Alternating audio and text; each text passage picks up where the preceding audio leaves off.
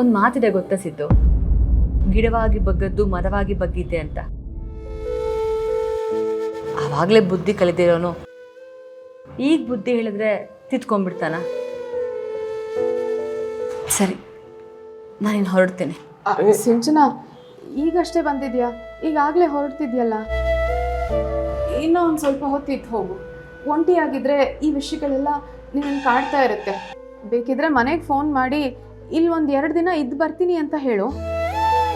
ಹೌದಕ್ಕ, ಮೇಡಮ್ ಅವ್ರು ಹೇಳ್ತಾ ಇರೋದು ಸರಿಯಾಗಿದೆ. ನೀನು ನಮ್ಮ ಜೊತೆ ಇದ್ರೆ ನಮಗೂ ಧೈರ್ಯ ಇರುತ್ತೆ. ಇಲ್ಲೇ ಇರೇ. ಬೇಡ, ಈ ದುಃಖ ನನ್ನೊಳಗಡೆನೇ ಇರಲಿ. ನಾನಿಲ್ಲಿದ್ದು ಆ ಕೊರಗು ನಿಮ್ಗಳಿಗೆಲ್ಲ ಯಾಕೆ ಬೇಕು ಹೇಳಿ? ನೋಡಿ, ನಿಮ್ಮ ಜೊತೆ ಮಾತಾಡಿದ್ನಲ್ಲ, ಸ್ವಲ್ಪ ರಿಲ್ಯಾಕ್ಸ್ ಅಂತ ಅನ್ನಿಸ್ತು. ನಾನು ಬರ್ತೀನಿ, ಆಯಿತಾ? ಇರು, ನಾನೇ ಡ್ರಾಪ್ ಮಾಡ್ತೀನಿ. ಪ್ಲೀಸ್ ಇದ್ದು ಬೇಡ. ಒಂಟಿಯಾಗಿರ್ಬೇಕು ಅಂತ ಅನ್ನಿಸ್ತಾ ಇದೆ. ಒಂಟಿಯಾಗಿ ನಡ್ಕೊಂಡು ಹೋದ್ರೆ ಸ್ವಲ್ಪ ಮನಸ್ಸಿಗೆ ನೆಮ್ಮದಿ ಅನ್ಸುತ್ತೆ. ಪ್ಲೀಸ್ ಅರ್ಥ ಮಾಡ್ಕೊಳ್ಳಿ.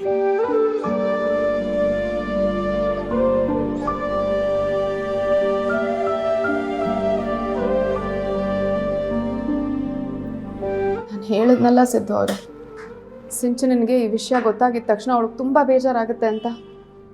ಇದೆಲ್ಲ ಆಗ್ತಿರೋದು ಆ ಹರೀಶ್ನಿಂದಾನೆ. ಅವನು ಬದಲಾಗೋವರೆಗೂ ಸಿಂಚನನ ಜೀವನ ಸರಿ ಹೋಗಲ್ಲ. ಮಗು ಹುಟ್ಟಾದ್ಮೇಲಾದರೂ ಅವನು ಬದಲಾಗ್ತಾನ ಅಂತ ನೋಡಬೇಕು.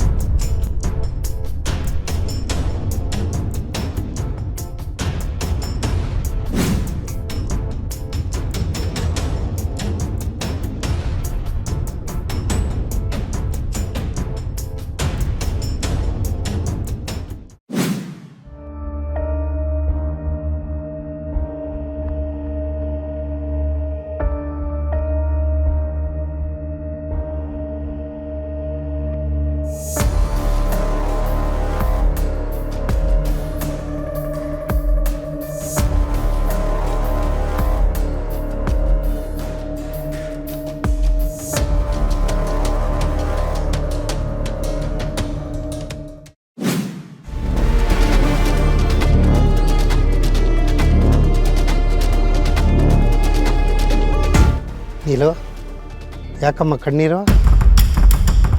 ನನಗೆ ಈ ಜಾಗಕ್ಕೆ ಬಂದ್ರೇ ಅಣ್ಣ ನೆಮ್ಮದಿ ಸಿಗೋದು. ಆಗಿರೋದನ್ನೆಲ್ಲ ಮರೆತು ನೀನು ಆ ಮನೇಲಿ ನೆಮ್ಮದಿಯಾಗಿದೆಯಾ ಅಂದ್ಕೊಂಡಿದ್ದೆ. ಅಣ್ಣ, ನನಗಷ್ಟೆಲ್ಲ ಅನ್ಯಾಯ ಮಾಡಿರೋರ ಮನೆಯಲ್ಲಿ ಎಲ್ಲನೂ ಮರೆತು ನಾನು ಹೇಗಣ್ಣ ನೆಮ್ಮದಿಯಾಗಿರೋಕ್ಕೆ ಸಾಧ್ಯ? ನಾನು ಆ ಮನೆಗೆ ಸೊಸೆಯಾಗಿ ಹೋಗಿರೋದು ಆ ಮನೆನ ಬೆಳಗೋದಿಕ್ಕಲ್ಲ, ಸರ್ವನಾಶ ಮಾಡೋದಕ್ಕೆ.